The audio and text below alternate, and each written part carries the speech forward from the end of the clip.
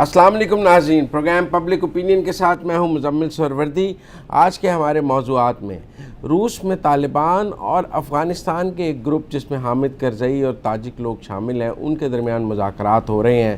کہا جا رہا ہے کہ یہ سب اشرف غنی کے حریف ہیں، لیکن اس کے مقابلے میں افغانستان کے جو نیشنل سیکیورٹی ایڈوائزر ہیں وہ آج پاکستان میں تھے، انہوں نے آرمی چیف سے بھی ملاقات کی۔ افغانستان میں کیا گریٹ گیم کھیلی جا رہی ہے، روس میں کیا مذاکرات ہو رہے ہیں اور یہ قطر کے مذاکرات سے کتنے مختلف ہیں جو روس میں ہو رہے ہیں اس وقت، اس کا کیا امپیکٹ ہے اشرف غنی پر اور افغانستان کے آئندہ الیکشنز پر، اس پر بات کریں گے۔ ججز کے مبینہ ریفرنس پر بہت خبریں آ رہی ہیں، آج ہر طرف ہیڈ لائنز تھیں، اخبارات میں بھی شائع ہوئی ہیں، چینلز پہ بھی ہر جگہ نظر آئی ہیں۔ جسٹس قاضی فائز عیسیٰ نے بھی پریزیڈنٹ کو ایک خط لکھا ہے، اس کے اوپر ریفرنس ہے نہیں ہے، حکومت ٹائٹ لپٹ ہے، لیکن جسٹس قاضی فائز عیسیٰ کے خط سے یہ بات ثابت ہے کہ گورنمنٹ اس ریفرنس کو اوپنلی آ کے اون نہیں کر سکتی، کیونکہ قانون اور آئین یہ کہتا ہے کہ ریفرنس سپریم جوڈیشل کونسل کی اجازت کے بغیر اوپن یا باہر میڈیا کو جاری نہیں ہو سکتا۔ لیکن جو لیکس ہیں اس بارے میں، اس پر جسٹس قاضی فائز عیسیٰ کو بھی تحفظات ہیں، لیکن اس پر تمام سیاسی جماعتوں نے اپنا رد عمل دینا شروع کر دیا ہے۔ آج نیب میں بلاول کی پیشی تھی، آصف زرداری پیش نہیں ہوئے، حمزہ بھی لاہور میں پیش نہیں ہوئے، انہوں نے سوالوں کے جواب ایک بندے کے ہاتھ بھجوا دیے۔ نیب کے رٹ کمزور ہو رہی ہے، لوگ نیب میں پیش نہیں ہو رہے، بلاول جا رہے ہیں تو کارکنوں کے ساتھ جا رہے ہیں۔ اسلام آباد میں آج اس وجہ سے ایک سین بھی کریٹ ہوا۔ اپوزیشن کا کہنا ہے کہ ایک طرف وزیر اعظم کہتے ہیں کنٹینر دوں گا، دوسری طرف چند ہزار لوگ اگر اکٹھے ہو جائیں بلاول کے ساتھ نیب کے دفتر جانے کے لیے تو پھر لاٹھی چارج اور گرفتاریاں شروع کر دی جاتی ہیں۔ بھارت کا بدلہ انداز ہے، line of control per firing ہے۔ پاکستانی ہائی کمیشن کی نئی دلی میں جو افطاری تھی اس پر را نے باہر لوگوں کو روکا، 250 کے قریب جو انوائٹیز تھے ان میں سے صرف 65 کو جانے دیا گیا۔ اس سب پر آج بات کریں گے کہ ایک طرف ہم مودی کو فون کر رہے ہیں، دوسری طرف سفارتی اداب بھی نہیں ہے۔ میرے ساتھ موجود ہیں ہمارے مہمان جناب محمد علی درانی صاحب۔ السلام علیکم درانی صاحب۔ درانی صاحب کافی موضوعات تھے، میں نے کہا ذرا سارے پہلے بتا دیں تو پھر آپ سے شروع کرتے ہیں۔ روس میں جو مذاکرات ہو رہے ہیں یہ قطر کے مذاکرات سے تو ڈیفرنٹ لگ رہے ہیں، کیونکہ قطر میں تو امریکہ بیٹھتا ہے ساتھ، وہ مذاکرات کر رہا ہے، اور جبکہ روس میں جو مذاکرات ہیں وہ افغان گروپس آپس میں بیٹھ کے بات کر رہے ہیں، اور یہ سب وہ ہیں جو اشرف غنی کے مخالف اگلا الیکشن لڑنا چاہتے ہیں مل کر۔ آپ کو لگتا ہے اشرف غنی کے خلاف کوئی گریٹ اتحاد بننے جا رہا ہے افغانستان میں؟ بسم اللہ الرحمن الرحیم۔ سب جو افغانستان میں اس وقت ڈیولپمنٹس ہو رہی ہیں ان پہ میں آج تو بہت زیادہ کچھ ایڈ نہیں کر سکوں گا، میں کچھ وہاں بیک گراؤنڈ چیک کر رہا ہوں، جو hی مجھے وہ سب ڈیٹیلز آ جائیں گی تو میں کروں، لیکن ایک بات میں سمجھتا ہوں کہ افغان ہمارے سے آگے نکلتے جا رہے ہیں۔ اچھا، ہاں، کہ مطلب کبھی وہ کرکٹ میں ہرا دیتے ہیں پاکستانی ٹیم کو، کیونکہ مجھے یاد ہے کہ ان کی جو ٹریننگ کیمپ تھا کرکٹ کا وہ ہم نے شروع کروایا تھا، بلکہ میں نے اس میں بڑی، اور آج جو ہے ہم پاکستان کی حکومت اپوزیشن مل کے کہیں بیٹھ نہیں سکتے، اور افغانستان کے جو آپس میں متحارب گروپس ہے اور جو آپس میں ایک دوسرے کے ساتھ شروع میں بہت مکمل حامد کرزئی اور طالبان کی تو بہت لڑائی رہی ہے تھرو آؤٹ رہی ہے، اور سارے گروپس جو ہیں وہ اب اکٹھے ہو گئے ہیں۔ اب یہ پوچھنے والی بات ہے، رحیم اللہ بھائی سے بھی پوچھیں گے کہ جناب انہیں اکٹھا جو ہے وہ غیب نے کیا ہے یا ان کی اپنی اتنی ڈیولپمنٹ؟ روس میں ان کا پہلے بھی گئے ہیں، لیکن اس بار بڑا پرتپاک استقبال ہے، جو تصویریں آئی ہیں وہ بڑی ویلکم کی ہیں،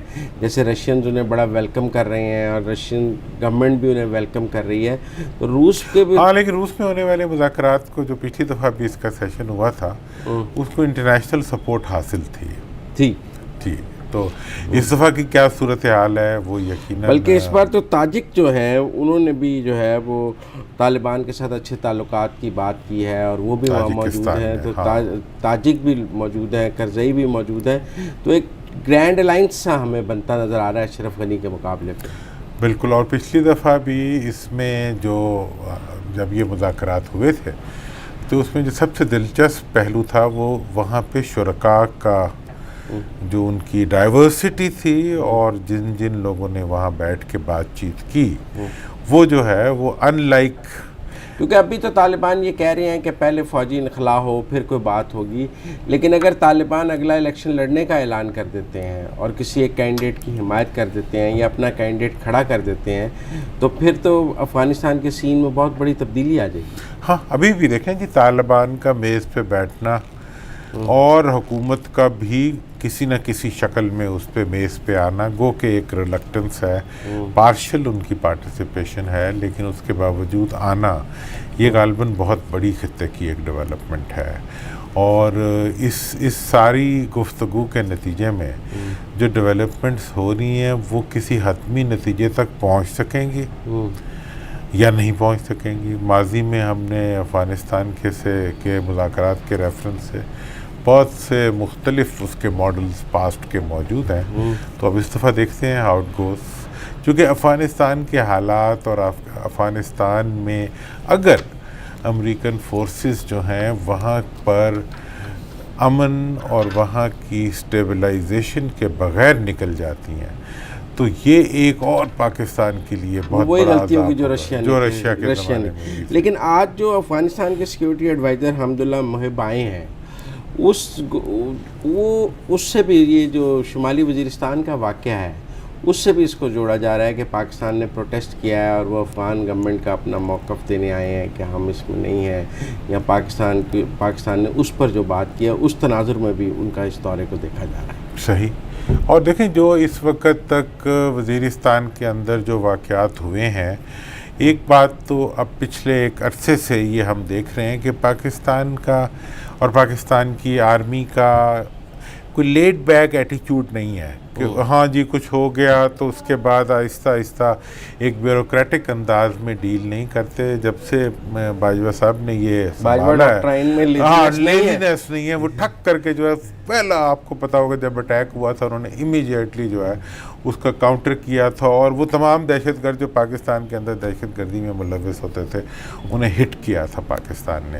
تو ابھی بھی کسی وقت بھی کوئی بھی ہونے والا واقعہ، اور جیسے دہشت گردی جو ہوتی ہے اور یہ جو اس خطے کی سچویشن ہے اس میں لیڈ بیک ایٹیچیوڈ جو ہے وہ کسی طرح سے بھی ممکن بھی نہیں ہے۔ اور اگر ہمیں اس وقت دنیا کی تمام بڑی قوتیں جو پاکستان کے اندر ڈی اسٹیبلائزیشن چاہتی ہیں، جو پاکستان اور افغانستان کے بارڈر پہ لگنے والی جو باڑ ہے اس کے اندر رکاوٹ بنانا چاہتی ہیں، اور ریجنل فورسز جو اس کے اندر ایک منفی کردار ادا کر رہی ہیں، اس کے اندر اگر پاکستان اپنی سیکیورٹی کو انٹیکٹ رکھنے کے لیے پرو ایکٹیو رول پلے کر رہا ہے، اور وہ صرف پاکستان کے لیے نہیں بلکہ افغانستان کے امن کے پروسیس میں بھی، جس کے لیے ہمیشہ پاکستان کو ذمہ دار ٹھہرایا جاتا تھا کہ جی، بلکہ ایک ریٹورک تھا افغان گورنمنٹ کا، ایون کرزئی صاحب کی گورنمنٹ میں، کہ جی پاکستان نے ہمارے اسکول تباہ کر دیے۔ اب یہ وہ کرزئی نہیں ہے، اب یہ وہ کرزئی ہیں جو امریکہ کے خلاف بولتے ہیں،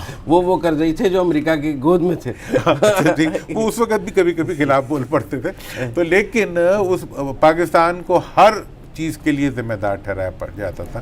تو اب پچھلے 4-5 سال میں ایک بڑی پازیٹیو ڈیولپمنٹ ہوئی ہے کہ اب پاکستان کو بلا وجہ کسی بھی چیز کے لیے مورد الزام ٹھہرانے کا جو طریقہ ہے یا جو ایک ہے اس کے اندر ایک تبدیلی۔ اب دیکھیں نا شمالی وزیرستان پہ آج 4 دن بعد کے پی کے انفارمیشن منسٹر کو ہوش آئی ہے، اور وہ آپ کی پرسوں کی ہماری پرزور ڈیمانڈ کے اوپر، ہاں ایک تو شکر ہے کہ ہمارے جو پنجاب کے وزیر اطلاعات ہیں انہوں نے کوئی دوسری پریس کانفرنس نہیں کی، لیکن آج کے پی سے شروع ہوا وہ کام۔ تو آج وہ کے پی سے اب ہماری جو گورنمنٹ ہے اس کا تو یہ پرابلم ہی یہی ہے کہ دیر کر دیتا ہوں ہم تو، ہمیں تو آپ ہمیشہ ان کے لیے وہ منیر نیازی کا وہ جو ایک دیر کرنے والی غزل ہے ہمیشہ سے آتے ہیں، مطلب یہ لیڈ بیک اپروچ، مطلب یہ جو شام 5 بجے کے بعد جو حکومتیں سو جایا کرتی ہیں نا ان کی یہ انداز ہوتا ہے کہ آج تو کے پی کے سی ایم بھی انہوں نے وضاحت دینا شروع کر دی کہ میں تو سنتے ہی وزیرستان روانہ ہو گیا تھا، اور آج وہ زخمیوں سے ملنے سی ایم ایچ بھی پہنچ گئے۔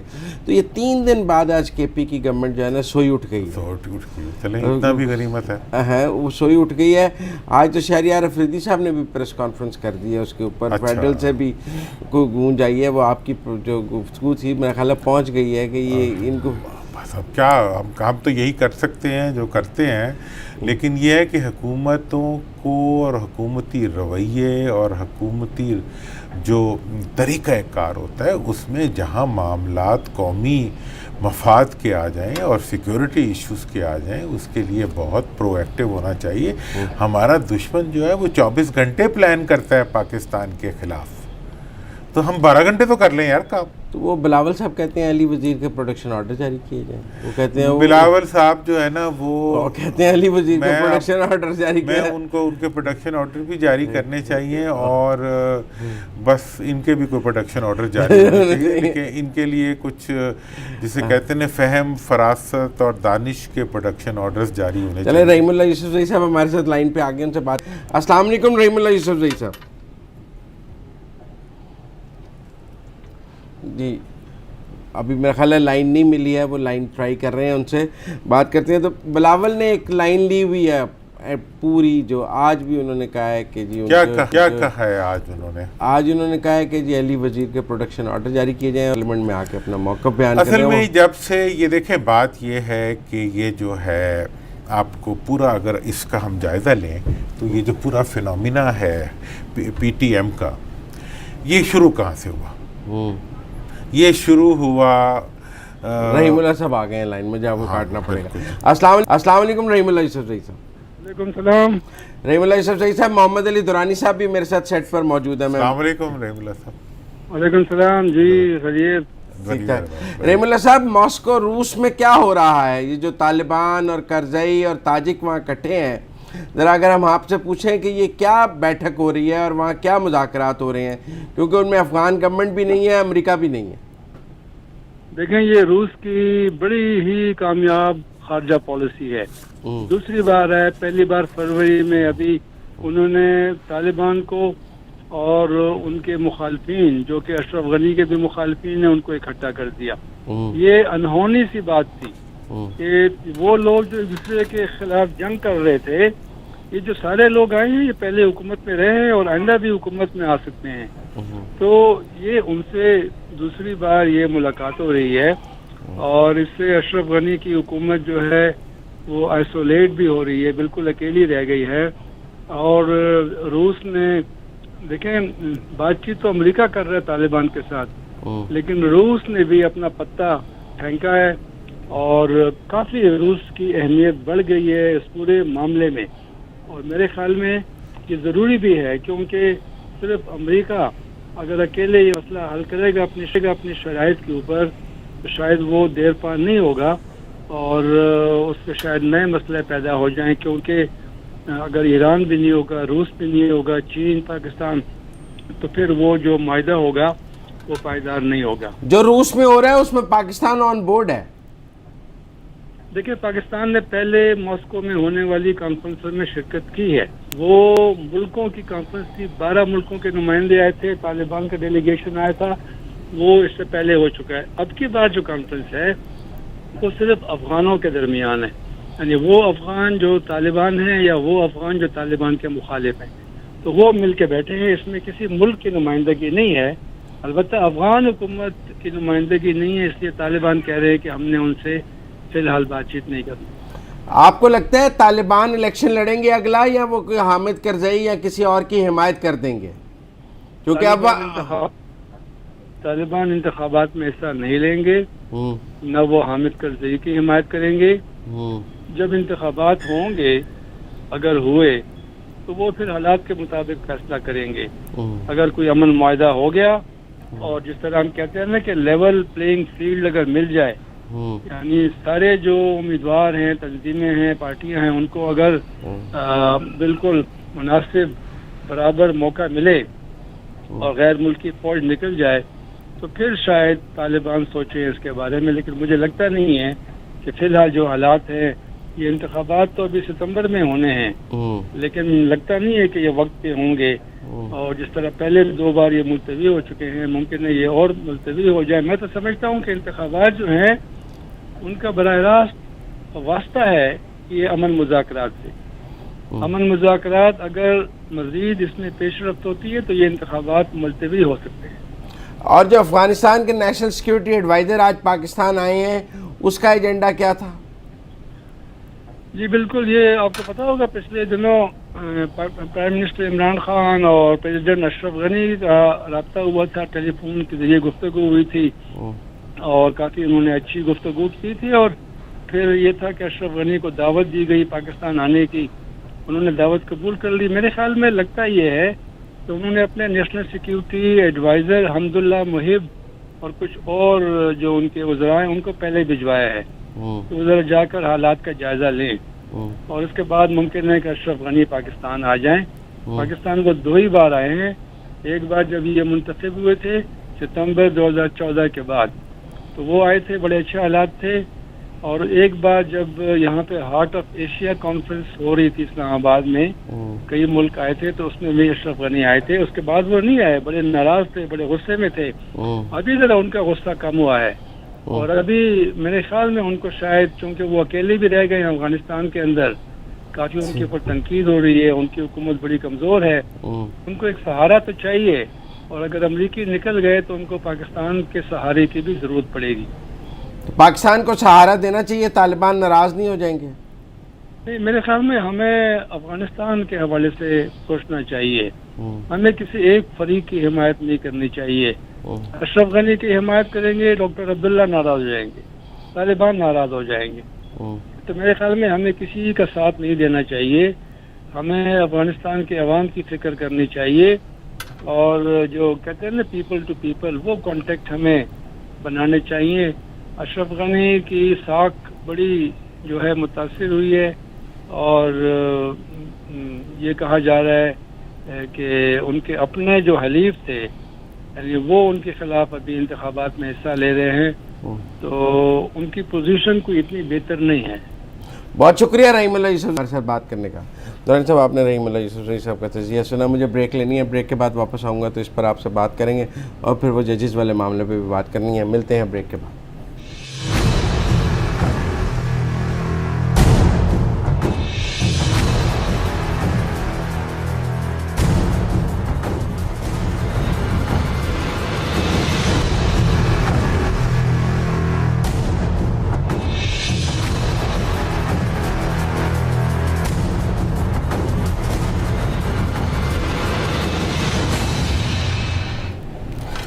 بریک کے بعد خوش آمدید ناظرین۔ دورانی صاحب، بہت کہانی ہے ججز پر ریفرنس کے حوالے سے، سپریم کورٹ اور 2 ہائی کورٹ کے، تو ہمارے پاس قومی اسمبلی کی قائمہ کمیٹی برائے قانون و انصاف کے چیئرمین ریاض فتیانہ صاحب موجود ہیں، ان سے ذرا بات کر لیں۔ السلام علیکم ریاض فتیانہ صاحب۔ جی وعلیکم السلام۔ ریاض فتیانہ صاحب، یہ ریفرنس جو گورنمنٹ نے بھیجے ہیں، کیا ہے ان ریفرنس میں؟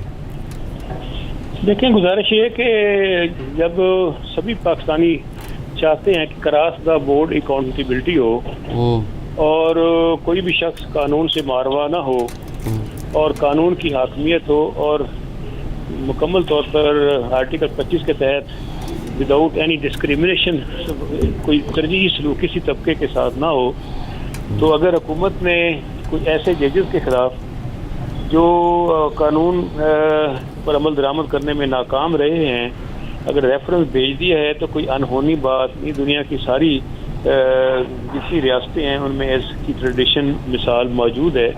پاکستان میں اس سے پہلے آپ جانتے ہیں کہ کئی سیاستدانوں کو جوڈیشری نے فارغ کر دیا کہ انہوں نے قانون پر عمل درآمد نہیں کیا۔ اس ملک کے کئی وزیر اعظم، کئی ایسے بڑے مقتدر وزراء تک اور اعلیٰ افسران تک فارغ ہوئے ہیں عہدوں سے کہ انہوں نے قانون پہ عمل نہیں کیا۔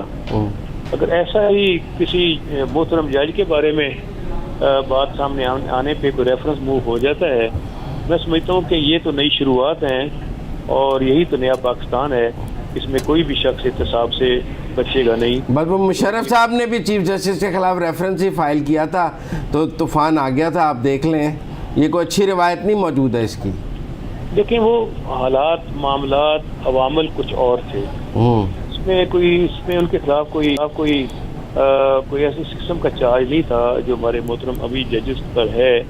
میرا خیال ہے کہ اس میں کوئی حرج نہیں ہے۔ اس سے پہلے بھی آپ کو یاد ہوگا کہ پچھلے دور میں بھی جب افتخار چودھری صاحب چیف جسٹس تھے، جب دوبارہ بن کر آئے ہیں تو انہوں نے بھی استعفے مانگ لیے تھے بہت سارے ججز سے جنہوں نے سی پی او کے تحت حلف اٹھایا تھا۔ اور بہت سارے ججز نے استعفیٰ دے دیا تھا، حالانکہ بڑے معتبر اور بڑے قابل ججز تھے، ان کے خلاف کوئی کرپشن کا الزام نہیں تھا، لیکن ایک ٹریڈیشن قائم کی گئی کہ جو بھی ماروا قانون یا روایت کوئی ایسا فیصلہ کرے گا تو اس کو الٹیمیٹلی ابھی کیا چارجز ہیں آپ کے مطابق؟ ابھی تو یہ کوئی واضح طور پر سامنے چیز نہیں آئی، جب یہ چیز آ جائے گی کہا گیا کہ شاید ان کے اہل خانہ کے بیرون ملک اثاثے ہیں جنہیں ڈکلیئر نہیں کیا گیا، چونکہ پاکستان کے قانون کے مطابق سیاستدان، بیوروکریسی، جوڈیشری سبھی پابند ہے کہ اب ہر سال اب ملازمت پر آنے کے بعد اور ہر سال اپنا سالانہ ڈیکلریشن دیتا ہے کہ ہمارے یہ ایسٹس ہیں، اتنا اضافہ، اتنی کمی ہوئی، کتنے قرضے ہیں، کتنا میں نے سارا کچھ، تو یہ ڈیٹیل ہوتی ہے، اس میں چیز مخفی رکھ دی گئی ہے تو پھر الٹیمیٹلی اس پر ریفرنس موو ہو سکتا ہے۔ اپوزیشن تو بہت شور مچا رہی ہے، وہ اس کو عدلیہ پر حملہ کہہ رہی ہے۔ نہیں، عدلیہ پہ حملے کی کون سی بات ہے؟ آج سے کچھ عرصہ پہلے جب اسی عدلیہ نے کچھ محترم سیاستدانوں کو نااہل قرار دیا تھا تو تب عدلیہ کے خلاف توپوں کے منہ کھول دیے گئے تھے اور ان پر گولہ باری کی گئی تھی۔ اگر یہ تو میرا خیال ہے کہ بعض نمبر سکور کرنے والی بات ہے، ہم احترام کرتے ہیں اپوزیشن رہنماؤں کا، لیکن میرا خیال ہے قانون کی حاکمیت پہ کسی کو بھی پالیٹکس نہیں کرنی چاہیے، اور جہاں بھی خرابی ہو میں نے خرابی ٹھیک کرنی ہے۔ اگر ملک اسی طرح چلتا رہے گا تو پھر کبھی بھی ہم آگے نہیں بڑھ سکتے۔ کڑا احتساب، اس سے کوئی بھی شخص بچے نہیں، وہ کوئی بھی کسی طبقے سے ہو، بزنس مین، بیوروکریٹ، سیاستدان یا کوئی جج یا جو بھی طبقہ ہے، تو میرا خیال یہ اچھی روایت ہے، اس پہ تو خوشی کا اظہار کرنا چاہیے کہ پہلی دفعہ پاکستان میں اچھی روایت قائم کی جا رہی ہیں۔ کوئی جسٹس قاضی فائز عیسیٰ کا نام آ رہا ہے، ان کا نام ہے وہ ریفرنس میں؟ جی، آپ کو تصدیق کرتے ہیں کہ ان کا ایگزیکٹ ججز کے نام کا علم نہیں ہے، لیکن یہی سنا ہے کہ کچھ معاملات ہیں، تو یہ چند روز میں ہر چیز سامنے عیاں ہو جائے گی۔ کوئی جسٹس قاضی فائز عیسیٰ نے صدر کو خط بھی لکھا ہے کہ اگر میرے اوپر ریفرنس ہے تو مجھے اس کے بارے میں بتایا جائے۔ اوبیسلی اگر ایسا ہوا تو ان کو بتانا تو لازمی چیز ہے۔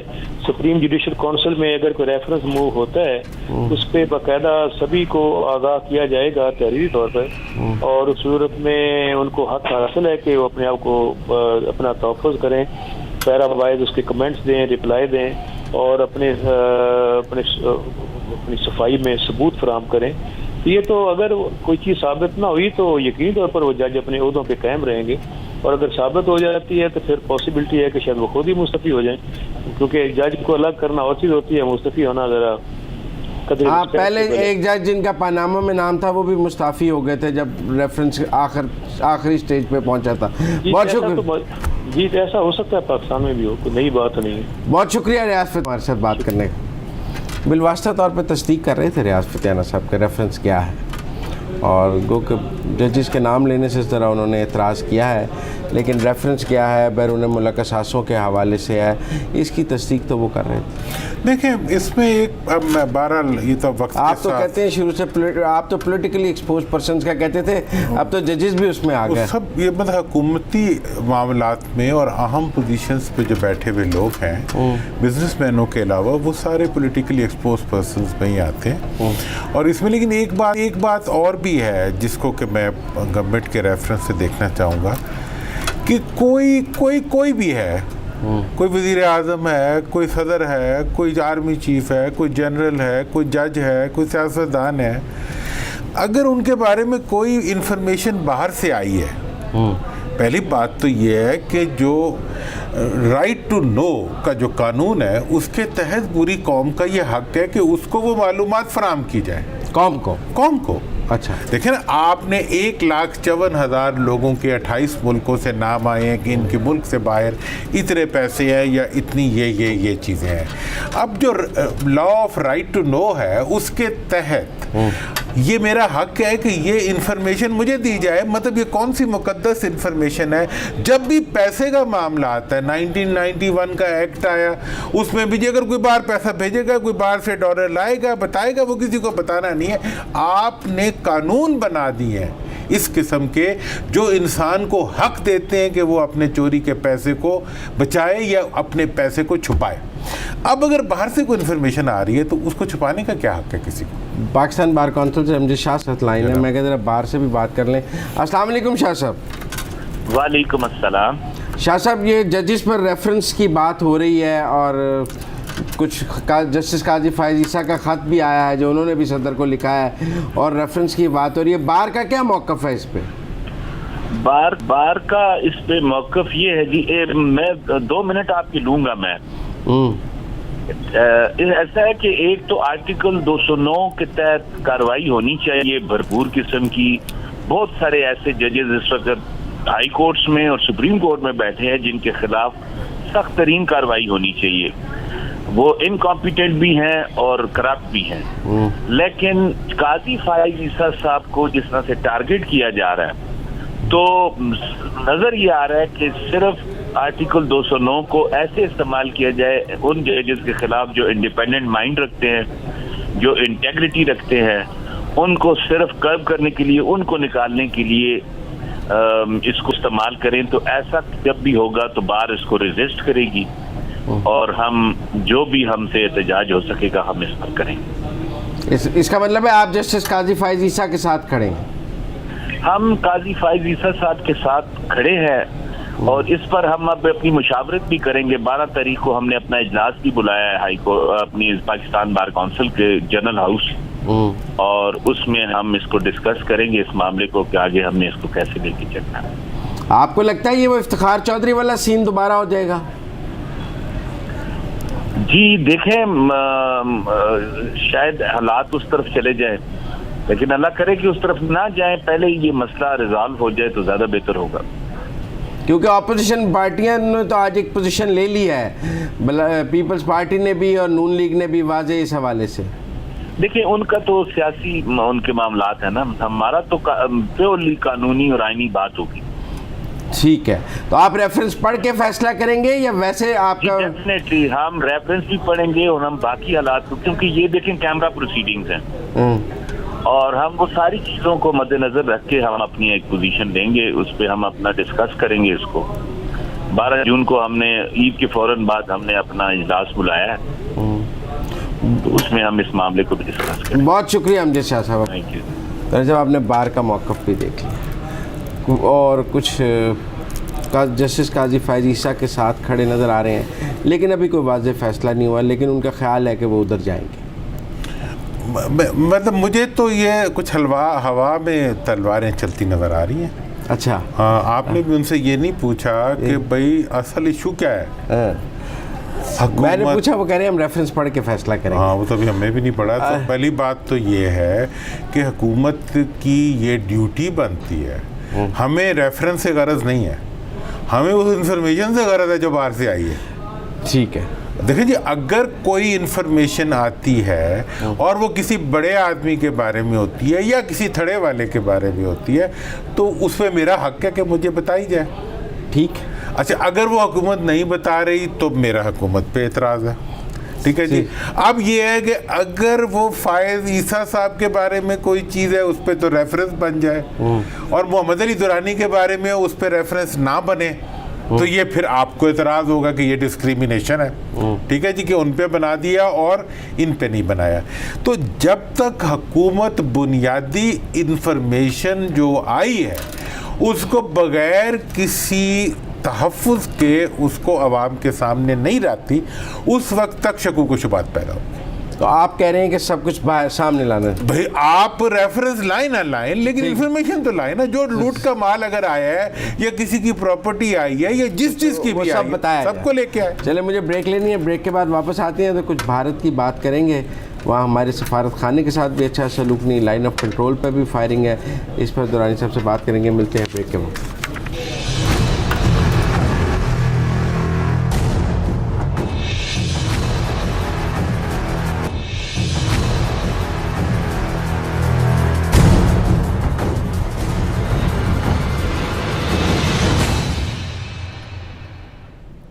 بریک کے بعد خوش آمدید ناظرین.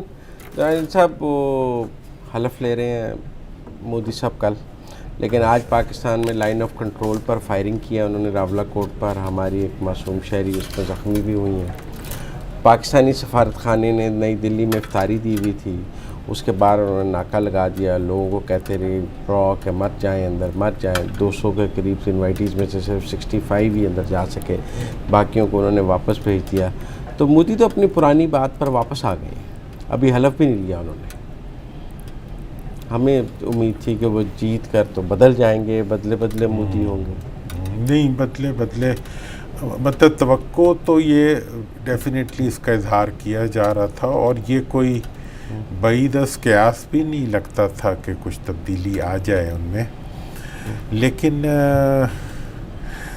مجھے لگتا ہے کہ مطلب جو بڑے بزرگ جو باتیں کیا کرتے تھے, جس کو 70 سال تک بڑی شدت سے بعض طبقات نے بہت ہی ڈیفائی کیا کہ جی پاکستان کا جو بننا تھا وہ بین الاقوامی کسی ضرورت کے تحت تھا, گریٹ گیم کا حصہ تھا, اور جناب ہندو اور ہم تو بڑے وہاں شیر و شکر رہتے تھے اینڈ آل دیٹ. لیکن اس کے مقابلے میں ایک بڑا اسٹیبلشڈ نیریٹو تھا کہ ہندو جو ہے وہ مسلمانوں کے ساتھ کسی بھی صورت میں اس طریقے سے ان کا جو رویہ ابتدائی طور پر بھی انگریز کے جانے سے پہلے سامنے آیا تھا وہ اسی قسم کا تھا. بندے ماترم سے لے کے ہر وہ چیز جس کے اندر مسلمانوں کی تذلیل, توہین اور ان کے اوپر مطلب زندگی تنگ کرنے کے عناصر تھے, وہ سارے اس میں تھے.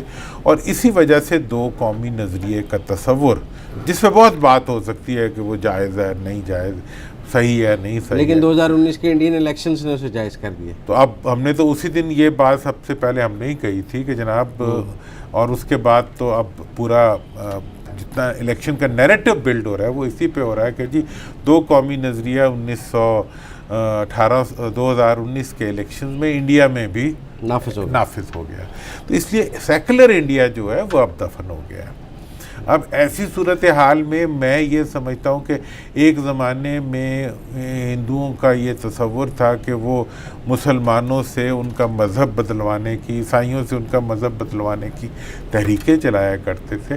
تو اب جو وہ صورتحال چل رہی ہے وہ یہ چل رہی ہے کہ انڈیا کے اندر اب مسلمانوں کو زندگی کا حق نہ دینے, انہیں بنیادی حقوق نہ دینے, انہیں انسانی حقوق نہ دینے کی ایک تحریک. لیکن اب ہم فون کرتے ہیں, ہم کہتے ہیں ہم نے بات کرنی ہے, ہمارا ہم جتنے بات کرنے کا کہتے ہیں اتنا مودی سر پہ چڑھتا جاتا ہے. اس کو نہیں آپ دیکھتے کہ میرا مطلب ہے کہ جو کل پاکستانی سفارت خانے کے ساتھ ہوا, پہلے ایک ٹریڈیشن ہوا کرتی تھی کہ ہم حریت کے لیے افطاری کیا کرتے تھے, لیکن پھر مودی کے پروٹیسٹ کے بعد پاکستانی سفارت خانے نے حریت والوں کو افطاری میں بلانا بند کر دیا. خیر یہ نواز شریف دور میں ہوا, اس گورنمنٹ کو تو نہیں, اس کو جاری کرتے ہوئے. اس میں میرا مطلب صاحب آج میں ایک نئی بات کرنے لگا. میرا خیال یہ ہے کہ ان ایشوز کے اوپر اب پاکستانی پبلک کو نوٹس لینا چاہیے, گورنمنٹ کو نہیں. گورنمنٹ تو جو کرے گی لیکن پاکستانی پبلک کو نوٹس لینا چاہیے, کیونکہ پاکستانی سیاستدان جو ہے وہ انڈیا کے اندر موجود مسلمان, کشمیر کے مسلمان, ان کے حقوق, ان کا تحفظ کے لیے کھڑا ہونے سے قاصر ہو چکا ہے. یہاں کے بے شرم سیاستدان جو ہیں وہ اسمبلی میں کھڑے ہو کے کہتے ہیں کہ جن تنظیموں کو مودی نے دہشت گرد کہا ہے ان کو دہشت گرد ڈکلیئر کیا جائے.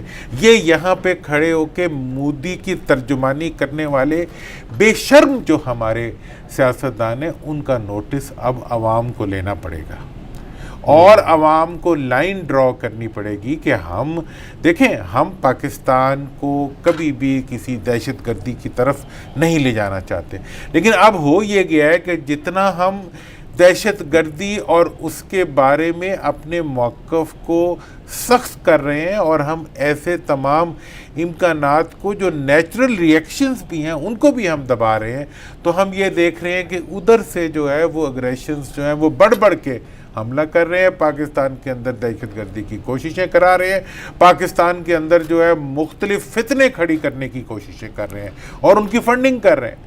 اس وقت ایجنسیوں کو میں یہ بھی کہوں گا کہ آئی ایس پی آر کو یہ نہیں کہنا چاہیے کہ ہمارے پاس یہ بھی موجود ہے یہ بھی موجود ہے, لائیں رکھیں میز کے اوپر عوام کے سامنے.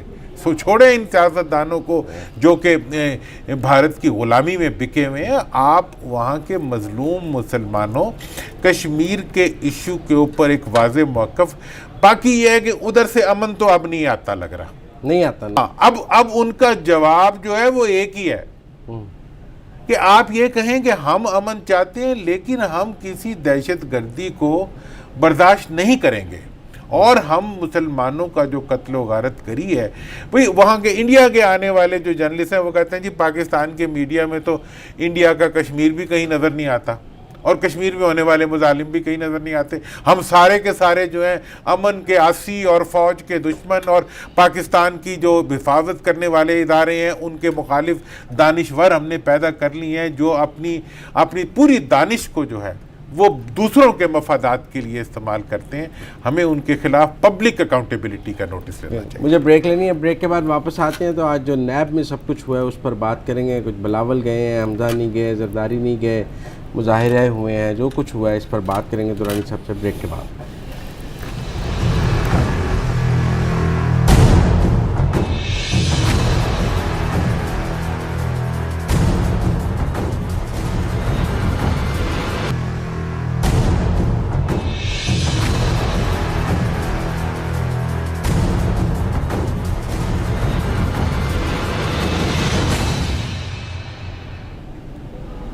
بریک کے بعد خوش آمدید ناظرین.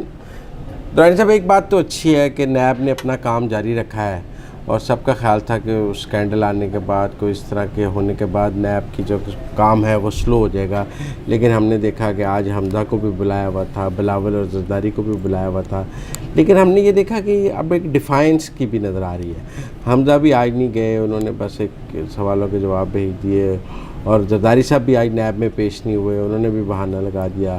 بلاول گئے تو وہ ایک جلوس لے کے گئے, باہر لڑائی ہوئی, مار کٹائی ہوئی, اور لوگ گرفتاریاں ہوئیں, سب کچھ ہوا, ایک شو کریٹ ہوا. اس کے بعد وہ اندر گئے اور پھر 20 منٹ بعد باہر آ گئے.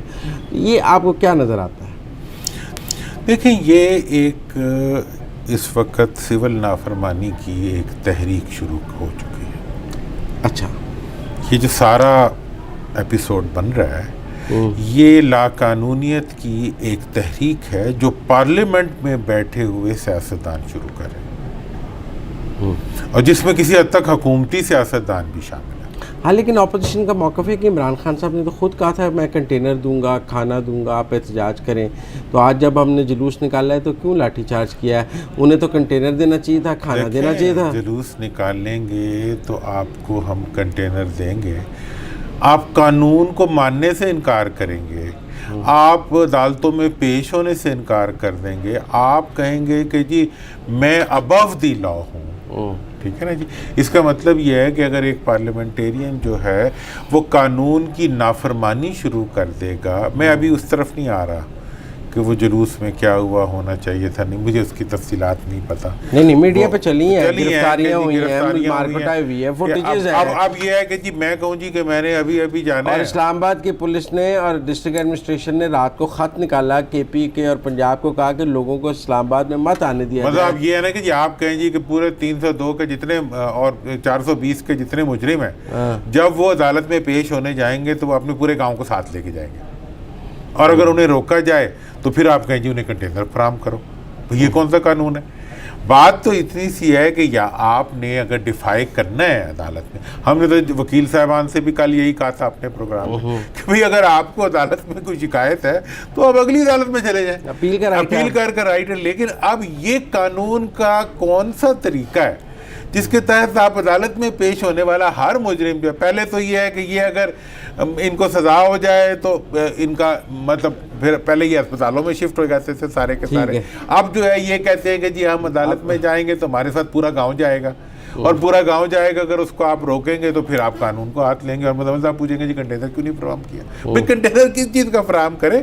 آپ نے اگر حکومت کے خلاف مظاہرہ کرنا ہے تو پھر حکومت پرووائڈ کر دے, لیکن اگر آپ عدالت یا کسی عدالتی یا کسی قانونی چارہ جوئی کے خلاف جو ہے آپ اس کے راستے میں مزاحم ہونے کے لیے قانون کو ہاتھ میں لے رہے ہیں, اس کو کیا, میں تو یہ مطالبہ کروں گا پیمرا سے, میں یہ حکومت سے مطالبہ کروں گا کہ ایسا کوئی اقدام, اور میں شروع سے اسی اوپینین کا ہوں کہ اگر کسی بھی عدالتی کارروائی کے اندر کوئی بھی مزاحم نیب میں جو تفتیش ہے آپ اس کو عدالتی کارروائی یہ عدالتی کارروائی ہے, اور کدھر ہے؟ عدالت ہی میں نیب کی پیشی تھی نا. نیب کا یہ کوئی چیئرمین کے سامنے تو پیشی نہیں تھی, نیب کی عدالت میں پیشی تھی. ہیڈ کوارٹر میں تفتیش کے لیے جانا, چلے اگر تفتیش کے لیے بھی جانا, that is part of procedure, legal procedure کا ہے. آپ تھانے میں تفتیش کے لیے آپ کو بلائیں اور آپ اپنے گاؤں کو ساتھ لے کے چلے جائیں, تو تھانے دار آپ کو کیا وہاں پہ ہار پہنائے گا تھانے کے ساتھ؟ بات یہ ہے کہ ایسا کوئی بھی ملزم یا ملزم جو اپنی تفتیش یا قانونی چارہ جوئی کو متاثر کرنے کے لیے اگر اپنے ساتھ اپنے حواریوں کو لے کے جاتا ہے, اس کو میڈیا کور نہیں کر سکتا قانون کی روح سے. اچھا, آپ کے خیال میں میڈیا کا آپ اس کو لائیو دکھانا, وہ جی بڑا مجمع ہو گیا جی, بڑا ہو گیا, اب ایک ایشو بن گیا جی کہ وہ جی جا رہے تھے تفتیش کے لیے, تو وہ اپنے ساتھ جو ہے وہ 2000 بندے لے کے جا رہے تھے. تو باہر تک لوگ جا تو سکتے ہیں, چھوڑنے کے جانے میں کیا اعتراض ہے؟ جب وہ نیب کے دروازے تک جاتے ہیں, وہ کوئی نیب پہ حملہ تو نہیں کر رہے. اگر حملہ کر دیں تو پھر کیا ہوگا؟ پہلے بھی ہوئے حملے, عدالتوں پہ حملے نہیں ہوئے. اس اپوزیشن کو جب بھی کوئی چیلنج پڑا ہے, پاکستان کی تاریخ کا سب سے منظم حملہ جو ہے وہ میاں نواز شریف صاحب نے سپریم کورٹ آف پاکستان پہ کیا تھا. تو یہ کون سی بات ہے بھئی؟ آپ نے عدالتوں کو بچانا ہے یا نہیں بچانا؟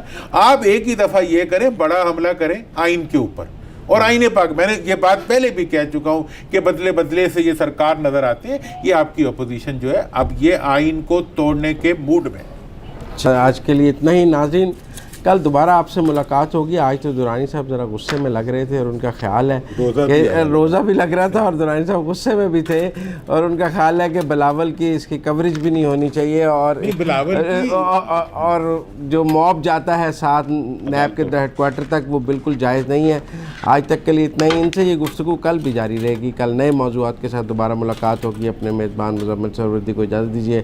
اللہ حافظ.